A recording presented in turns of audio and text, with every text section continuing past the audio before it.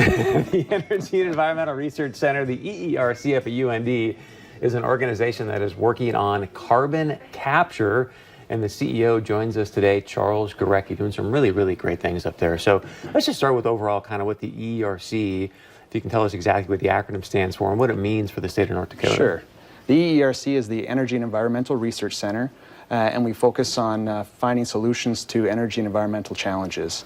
And that's everything from things associated with making energy cleaner and more affordable, really, is the heart of it, with lower environmental impact. It's some great work that you guys are doing, so thank you for what you guys are doing.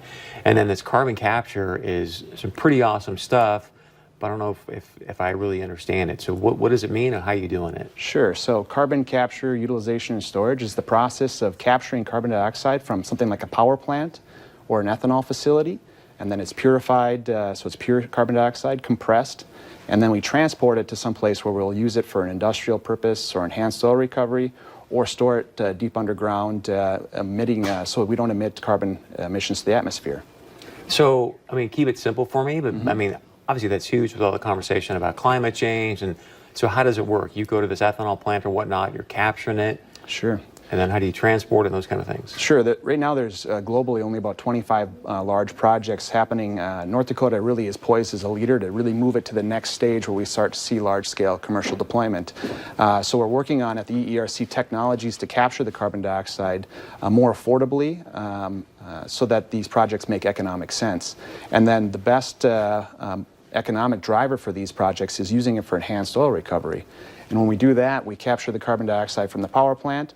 We'll transport it to an oil field that is on decline. We will produce oil that would otherwise not be able to be produced. Simultaneously, we store carbon dioxide, and our power plants have lower or no CO2 emissions, and our oil also, at the end of the day, has a lower carbon intensity. So really, we have an economic driver and a lower environmental impact. So just to see if I understand this, you're saying that you are making so an ethanol and or coal plant will have zero carbon emissions, and then you're taking that carbon and sending it to help pump out oil where otherwise we wouldn't have that fossil fuel? That's right. So That's we've incredible. already found the oil, and might as well produce the oil that we found at those wells as opposed to drilling new wells, and lower environmental impact. And are you doing all this in North Dakota, or are you doing it outside North Dakota as well?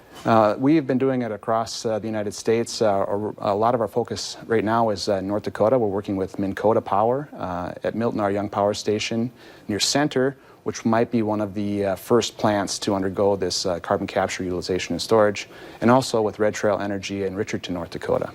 So are these power plants, are they selling the carbon to oil companies, or how does it work? Yeah, so they'll either sell the carbon dioxide to an oil company, or they'll store it underground and get a carbon credit. So the tax law was recently changed so that if they capture carbon dioxide and store it in the subsurface more than a mile deep, where it won't have any impact on human health or environment, then they get a credit.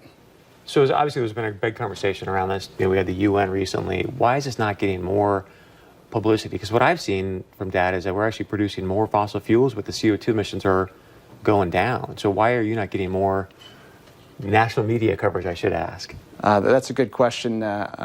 We need to get out and talk more about the technology, what we're doing to reduce carbon intensity and carbon emissions, simultaneously producing more reliable power. So just hasn't got the press that it probably should. Incredible stuff. Thank you for being here. Absolutely. Great, great stuff. All right, stick around. We got much more coming up, little seafood conversation coming up right after this.